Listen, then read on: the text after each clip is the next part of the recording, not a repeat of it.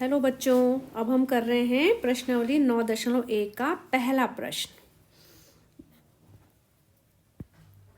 Date डाल देते हैं 16/12/20। तो पहला प्रश्न है, गणित के एक टेस्ट में 40 विद्यार्थियों द्वारा निम्नलिखित अंक प्राप्त किए गए। इन अंकों को मिलान चिन्ह का प्रयोग करके एक सारणी के रूप में व्यवस्थित कीजिए। ये बच्चों, ये जो हैं ये 40 बच्चों के नंबर है। ठीक है, ये सारे ये जो नंबर हैं कि 40 बच्चों ने कितने कितने नंबर प्राप्त किए एक टेस्ट में। अब पहले इस सारणी को हम मिलान चिन्ह लगा के एक सारणी बनाएंगे। तो हम पहले हल करते हैं, पहले हम सारणी बना देते हैं। सारणी बना रहे हैं हम, बारंबारता बंटन सारणी भी बोलते हैं, पर अभी अब छोटी क्लास है इसलिए सारणी बोल रहे हैं। तो हम यहाँ पर एक सारणी बना देंगे।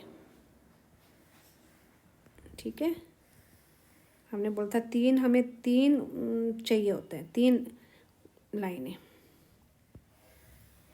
3 खाने। ठीक है, और चलो यहीं से बना लेते 3। ठीक है, और ये इसको मिटा देते हैं यहाँ तक।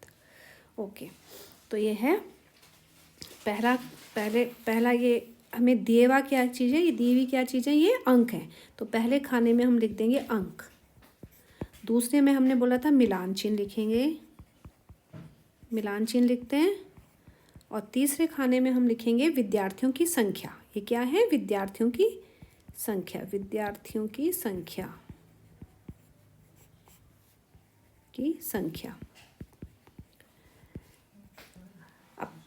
अब ये जो नंबर हैं वो सबसे कम 1 से शुरू है। देखो, ये 1 सबसे छोटा नंबर है और सबसे बड़ा नंबर है 9, यानी 10 में से समझ लो 10 में से अंक दिए हुए हैं।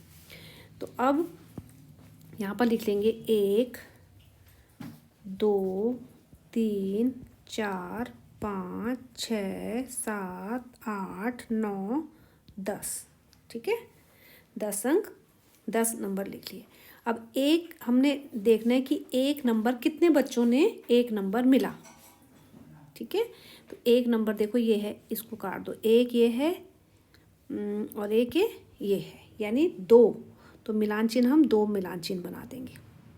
2 अंक प्राप्त करने वाले कितने हैं, 1 2 3, 3 बच्चे 2 अंक प्राप्त करने वाले हैं।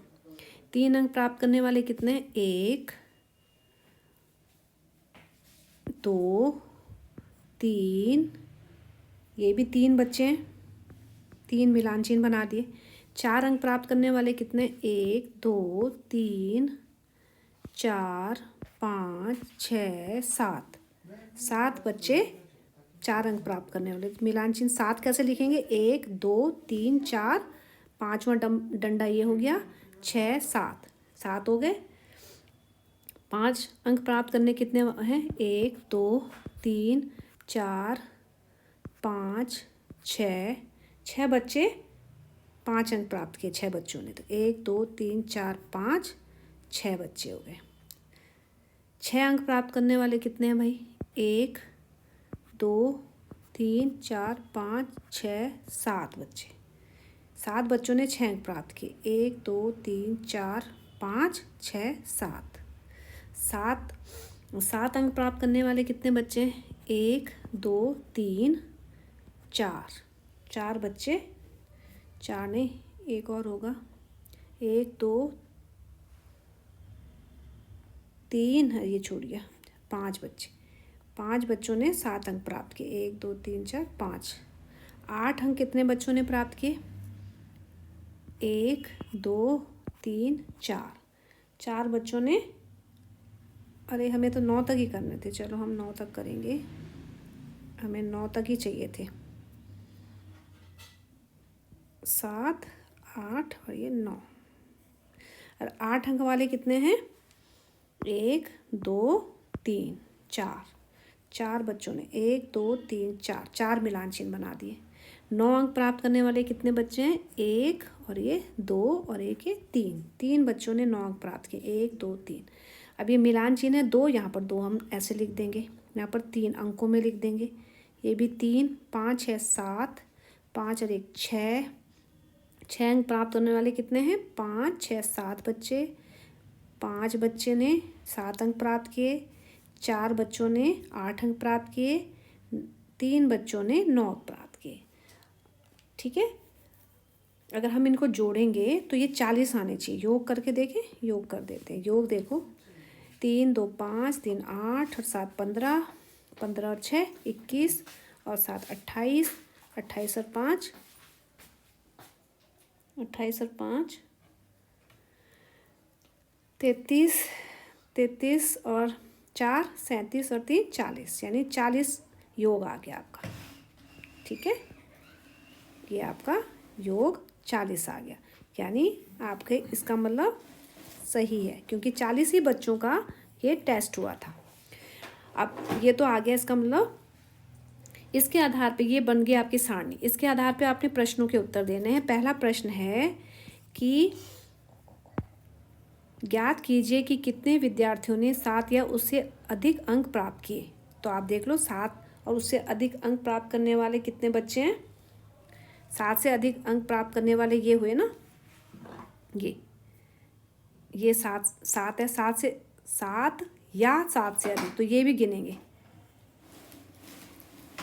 भाई, ये गिनेंगे। 7 अंक यहाँ से है, 7 8 9। कितने बच्चों ने 7 8 और 9 अंक प्राप्त किए? 5 और 4 9 और 3 12। तो इसका उत्तर हो जाएगा 12। 12 विद्यार्थियों ने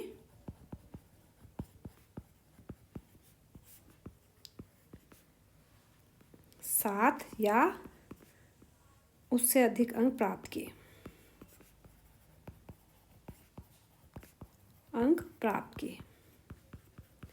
यह आ गया आपका पहले प्रश्न का उत्तर। बी भाग है, कितने विद्यार्थियों ने 4 से कम अंक प्राप्त किए? 4 से कम अंक, 4 या 4 से, 4 नहीं बोला उन्होंने, 4 से कम बोला। 4 से अंक कहाँ हैं? 4 से कम ये हो गया,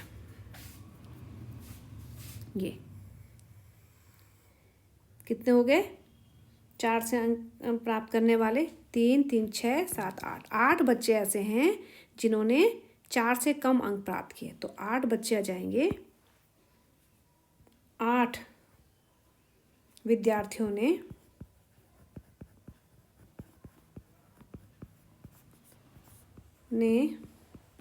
4 से कम अंक प्राप्त किए।